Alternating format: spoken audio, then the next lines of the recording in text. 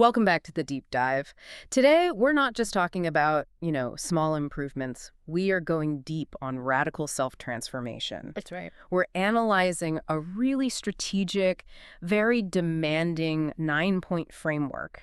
It's pulled from sources aimed at helping people who are feeling, and I'm using the source's own blunt words here, miserable, ugly, and broke.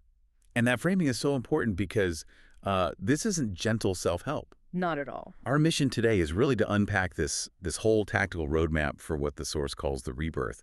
It's all about shedding that old identity completely. It's a total reset. Exactly. It requires this rapid, high-leverage investment. And not just money, but your mindset, your time, your physical fundamental. It's designed to level you up fast. So if you feel stuck, this is the system that promises to, well, unstick you by force. Okay, let's just jump right in then. Let's start at the foundation, which is identity.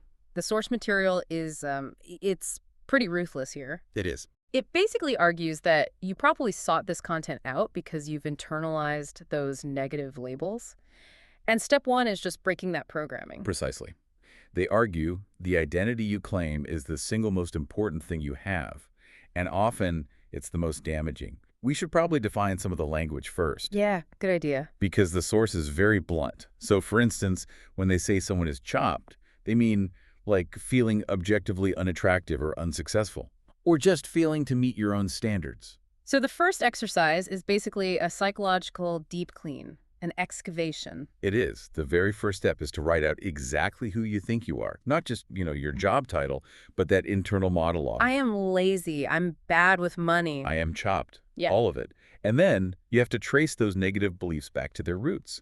The source points out, this almost always leads back to some, tiny comment from childhood. Yeah. Someone told you that you were fat or that your dreams were silly, and that one little seed of negativity just stuck. And now it's dictating your whole adult reality. Yeah. It's incredible how sticky that programming is. You could be objectively successful right now, but still feel like the failure someone told you were at, like age 7. And that's exactly why the strategy for mental rewiring is so intense. The source creator calls it the mind formula, and they suggest you tackle it as a focused 30-day rebirth challenge. A challenge. It's meant to be a holistic assault on that former identity. Okay, so what does this aggressive formula actually involve beyond just journaling? Because they mentioned some very specific techniques, right? They do. It's a three-pronged approach. Step one is the mental rewiring. Yeah. It uses psychology and tools like neuro-linguistic programming, or NLP. NLP. And to simplify, NLP is about mapping your own language and thought patterns so you can literally reprogram your subconscious. You find the scripts running in your head and you replace them. So you're basically fixing the software. Exactly. But they pair this with step two, which is somatics and bodywork, specifically fascia release. Okay, this is where it gets interesting. Right, because the belief here is that stress and trauma, they're not just in your head. They are physically stored in the connective tissues of your body, the fascia. So you need physical release to get complete mental freedom. Wow. So the anxiety you feel might literally be stuck in your shoulders. What's 3? The energy work. That one sounds a bit more abstract. It is, but the source frames it pretty simply. It's about making sure the whole overhaul is holistic. You focus on your internal energy centers, your auric field, to ensure a whole system's reset. You're tackling the mental, the physical, and the energetic all at once. The goal being to feel integrated and not fragmented. Precisely. And that actually leads us directly into strategy, which starts with figuring out where all your time and energy is going right now. The source calls this the vortex. The vortex, it's the sinkhole. It's the black hole where your time and energy are just disappearing into these low-value, high-consumption activities.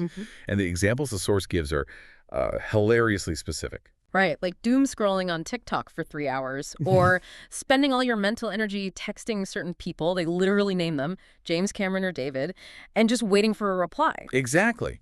Or being brutally honest about the irrelevant things you do, like watching tons of cooking videos when you should be learning a high-income skill. Wow. The action step for you here is essential. You have to visually diagram this. Draw it out. Yes. Draw a chart of your 16 waking hours and map out where they're actually going. And the insight there is that anxiety often comes from that mismatch, right? Between where you think your time goes and where it actually goes. Correct. People say they're too busy, they're overwhelmed. Yeah. But once they map their vortex, they find these huge chunks of free time. And when you manage that allocation, anxiety drops because you finally feel in control. You've stopped throwing energy into the sinkhole. You've plugged the drain. Okay, here's where we take that new energy and redirect it into high return on investment activities, high ROI. And this is where the framework gets its reputation for being ruthless. It is. It's strategy over comfort every time. The source draws a really hard line between low ROI and high ROI activities. So low ROI would be. Things that feel good but don't move the needle if you're in what they call broke hell. Things like hobbies, painting, gaming. Wait, that sounds so brutal, though. Does the source even acknowledge the risk of burnout? Like, if you strip out every single enjoyable thing, is that sustainable for 30 days? They argue that if you are currently broke and miserable, you are already in a state of emergency. You wouldn't decorate your house while it's on fire. That's the exact analogy they use. So hobbies get put on the shelf temporarily. The highest ROI activities are the ones that get you out of that financial emergency zone the fastest. Which means? Learning high-income skills, coding, understanding AI, advanced sales techniques, and crucially, mastering financial management, investing, reading finance books, understanding assets. The point is to stop wasting energy on low ROI stuff. Get the skill that makes you money, then buy back your time for hobbies later. That is a tough but, yeah, a very compelling strategic argument. Let's shift gears to point 5. Physical and biological optimization. Right. And the source takes a strong stance here against relying on things like cosmetic surgery. They say it should be the absolute last resort. The belief is that pretty much everyone, barring maybe a tiny, tiny percentage, can look presentable, even attractive, just through strategic optimization. The foundational glow-up basics have the highest ROI. So what are those non-negotiable basics? Sleep is number 1. Getting 7 to 9 hours a night is non-negotiable. Lack of sleep directly causes fine lines, bad skin, dark circles, and poor cognitive function. They had that great example. The powerful example of the guy who gamed and only slept 2 hours a night. The change in his face and his energy once he fixed his sleep was just immediate and transformative. And of course, we can't forget the obvious, diet and exercise. Absolutely. And the source is very specific, especially for men, saying that a fit, disciplined body can compensate for what they might see as a chopped face, especially when you pair it with the confidence you get from having a high-income skill. It's about stacking advantages. Posture is another one. It's subtle, but it's such an important signal of self-assurance. Posture immediately communicates your internal state to everyone. An insecure posture, head down, trying to be small, no eye contact, it just screams a lack of control. You shrink your aura. Exactly, so you have to deliberately fix it. And this is where they included that fascinating, super specific detail, tongue posture. Ah, yes, the deep cut, suctioning your tongue to the roof of your mouth. It sounds so weirdly detailed, right? But the instruction is precise. Suction the entire tongue to the roof of your mouth. It takes months of being consistent, but the reported benefits are structural. Better facial structure, better breathing. Better sleep. It's about optimizing these tiny biological mechanics you never, ever think about. It really speaks to how holistic this whole framework is.